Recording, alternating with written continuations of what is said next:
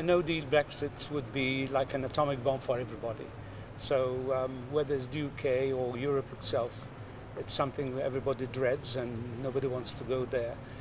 But as far as Malta is concerned, we have sort of two effects. This negative effect, which we wouldn't welcome, but even a normal exit would have negative effects in the medium term to long term in Europe as well. Do you think the UK Parliament, given the fact that we've had very little progress in the past month made, do they actually understand what's at risk? Do you think it's clear to the UK that this will be really bad for everyone? It's very hard.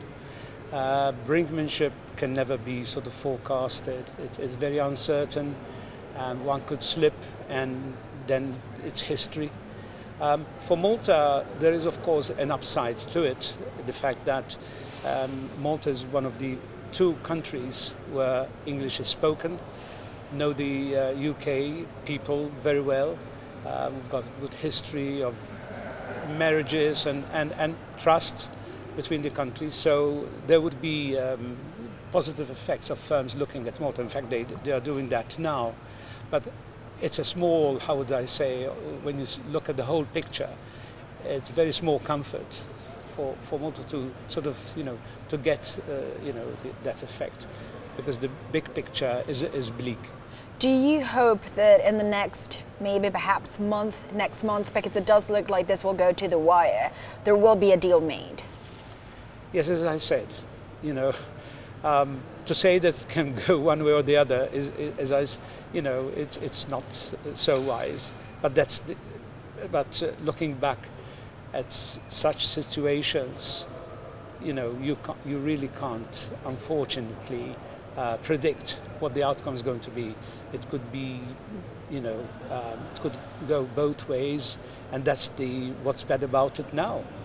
And I wanted to ask you, your government has said, obviously Brexit is a bad thing, but we could benefit in some ways, and that is the gaming industry, perhaps the financial industry. Do you hope you can get some business out of the City of London, maybe other places like Gibraltar? Is that an area that you look at? We're feeling it now. Countries want to turn to another European member state whom they trust. And Malta they can trust well because they've had business with us. And they know us well like we do them. There's nothing to explain. English is an official language. Our systems, educational system, legal systems are very close. So we're feeling that firms want to co-locate. And Malta is too small for all the business to come to Malta, but they can co-locate, stay in London at the same time. They will open an office in Malta, and that's what they're doing now already. And do you look at perhaps different taxes, or maybe lowering them, or maybe opening up the different brackets, or would you just keep them as it is right now? We haven't waved any flags and said, look, we'll do a deal with you, nothing of the sort. We are what we are, they are what we are. If it's of mutual interest and benefit, then we're there, and the British know that. And now that we talk about the British people, it's no secret that Malta is a big destination for UK tourists. Is that an area perhaps that could make you a little bit concerned if we don't get a deal maybe in time, if there's a little bit of maybe political uncertainty and people don't want to book those flights just because they're a little bit concerned? Is that something that... We've passed through that already because the sterling had devalued a bit, but it didn't affect tourism.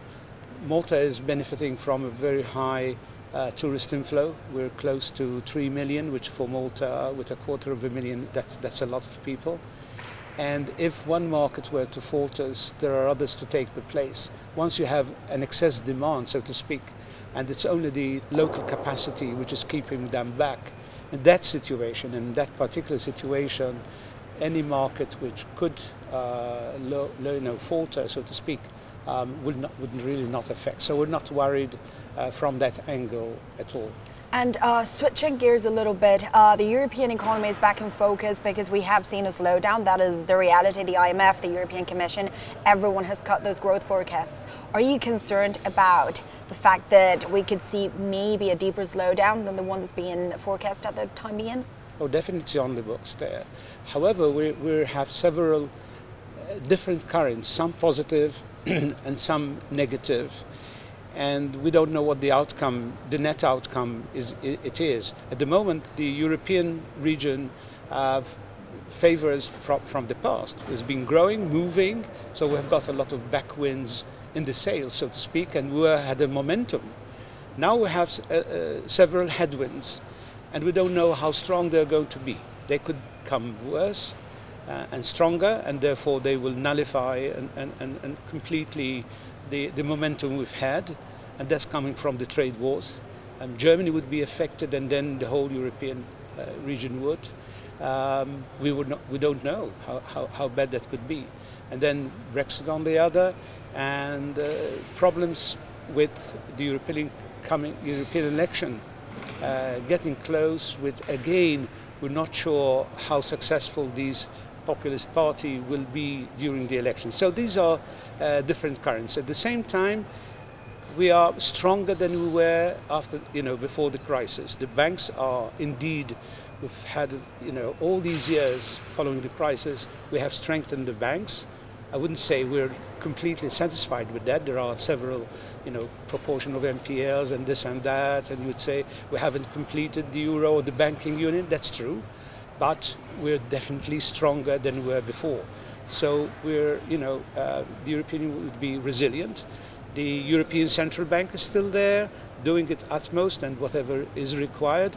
So, it's a mixed picture. You can't say it's all negative. We hope that the final outcome wouldn't be that bad. At the moment, all the economies of the European Union are growing. Of course, less than we would have liked, but still, we hope that the negative will not be as deep or bad as it could be. And therefore, we hope that the European Union this time will manage to get through. And you've talked about trade, you've talked about maybe Germany, the European elections, a lot of risks, but also the elephant in the room continues to be the Italian government. Is that something that still concerns the Eurogroup? The fact that you have an economy that clearly has slowed, yes, but also unconventional policies that are being put on the table. Yeah, but they're learning too. In other words, every day is showing them, they're gaining experience.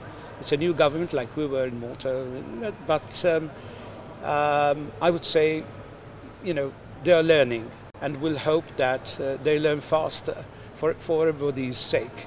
That sort of major mistakes will not be taken or made, and therefore, whatever the well-meaning policies they had, hopefully the good parts will remain while the bad parts are thrown overboard.